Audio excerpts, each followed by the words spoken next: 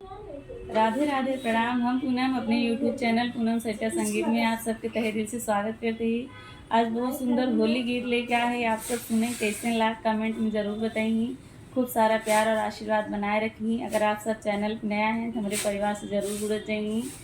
सीमा दीदी हैं, उनके चैनल का नाम सीमा यादव सुबह। आप सब एकदम सर्च कर जरूर देखिए। दोनों चैनल ये वीडियो दोनों चैनल पढ़े। आप सब होली गीत है, प्यार और आशीर्वाद बनाए रखिए।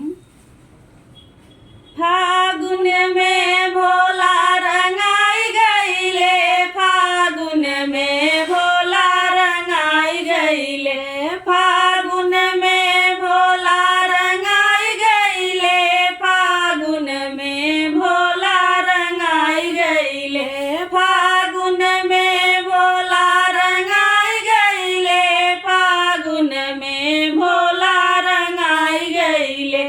होली खेलई गईले श्री हरि जी से, होली खेलई गईले श्री हरि जी से, श्री हरि जी से हो बैकुंठपुरी में, श्री हरि जी से हो बैकुंठपुरी में।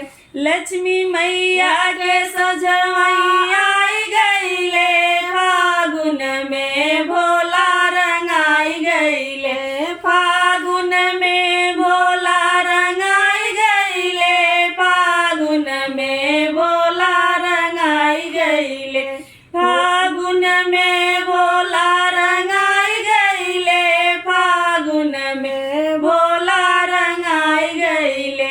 होली खेलई गईले श्री राम जी से, होली खेलई गईले श्री राम जी से, श्री राम जी से हो अवधपुरी में, श्री राम जी से हो अवधपुरी में। सीता मैया के सोझवैया गईले, फागुन में भोला रंगाई गईले, फागुन में भोला रंगाई गईले, फागुन में भोला रंगाई गईले, फागुन में भोला रंगाई गईले, फागुन में भोला रंगाई गईले।